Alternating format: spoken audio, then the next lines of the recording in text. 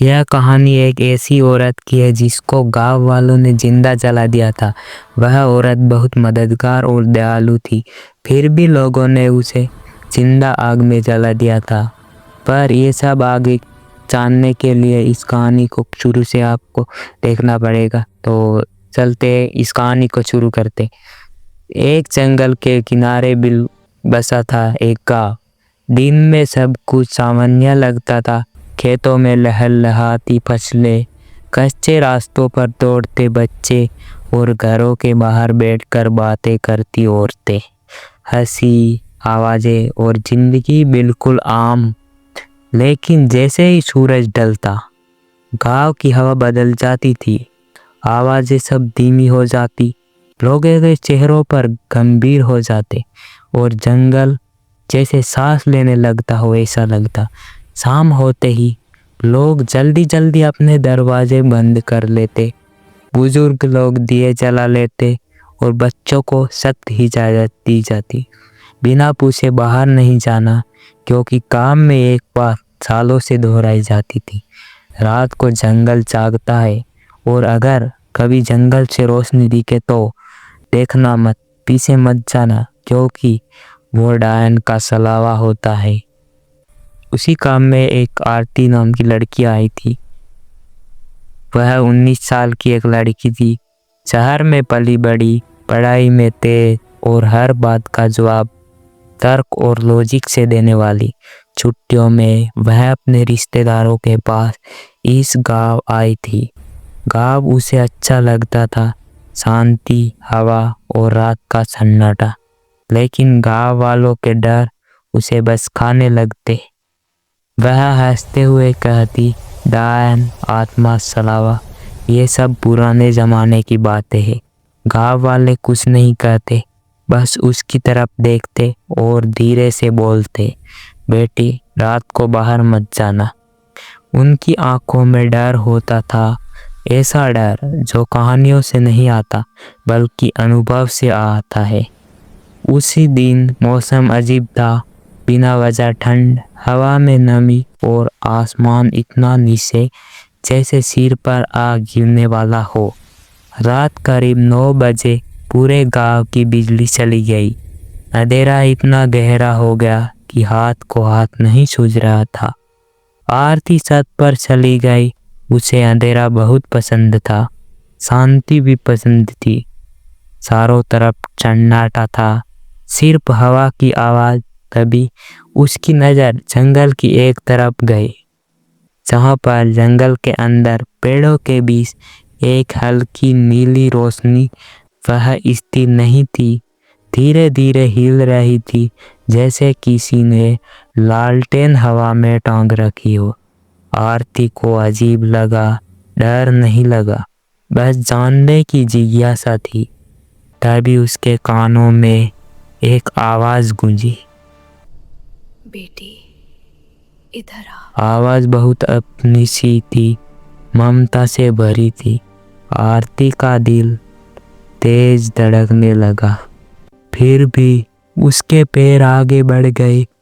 जैसे जैसे वह आगे बढ़ी, उसका दिमाग सुन्न हो गया। पीछे से किसी ने उसका नाम पुकारा, लेकिन वह आवाज बहुत दूर लग रही थी। नीली रोशनी अब साफ दिख रही थी। हवा ठंडी हो गई थी और हवा में जली लकड़ी और गीली मिट्टी की अजीब सी खुशबू भी आ रही थी। अचानक, रुको! आरती सो गई। उसके कदम थम गए।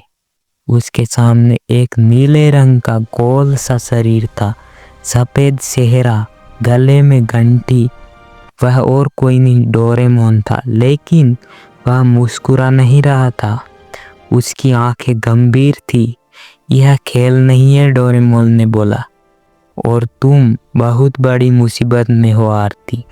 आरती कांपते आवाज में बोली, ये सपना है क्या? डोरेमोन ने सिर हिलाते हुए कहा, काश सपना होता। डोरेमोन ने बताया, यह जंगल कभी बसा हुआ था। यहाँ एक औरत रहती थी, लोग उसे बहुत मददगार मानते थे। लेकिन एक दिन गांव में बीमारी फैली, डर फैला और डर ने उस औरत को डायन बना दिया और लोगों ने उसे जिंदा जला दिया। उसी चीखे जंगल में गुजरती रही। मरते वक्त उसकी आत्मा टूट गई और उसी टूटन आत्मा से पैदा हुआ एक सलावा। तभी हवा तेज हो गई, पेड़ हिलने लगे, नीली रोशनी फैल गई और उसके बीच से एक औरत का रूप उभरा। आधा चेहरा सुंदर और आधा चेहरा उसका जला हुआ था। उसकी आंखें खाली थी। फिर से आए हो डोरेमोन, वह डोरेमोन से कहने लगी। फिर उसने आरती की तरफ देखा और देखकर मुस्कुराने लगी। ये लड़की कुछ रुकेगी क्या? डायन बोली, मुझे बदला नहीं चाहिए, मुझे याद किया जाना चाहिए।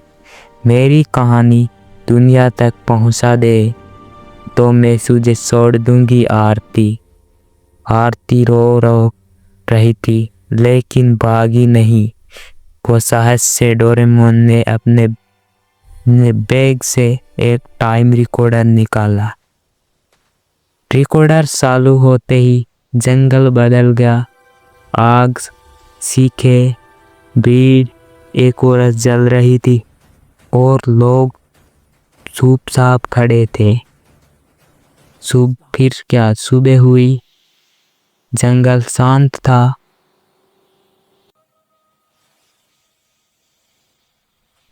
डोरेमोन ने फिर टाइम रिकॉर्डर को आरती को दे दिया। आरती ने सब कुछ रिकॉर्ड करने लगी। आरती रिकॉर्ड करके अपने बैग में डाल दिया। फिर धीरे धीरे वह औरत गायब हो गई और गांव का सलावा खत्म हो गया। फिर सुबह हुई, जंगल बहुत शांत था। डोरेमोन भी गायब हो गया था। आरती अब गांव छोड़कर शहर चली गई। उसने सब लिखा, कहानियां बनाई। अब वह सलावा नहीं दिखता, लेकिन बरसातों की रातों में एक पल के लिए नीली रोशनी जरूर दिखाई देती थी, दूर जाती हुई वो भी।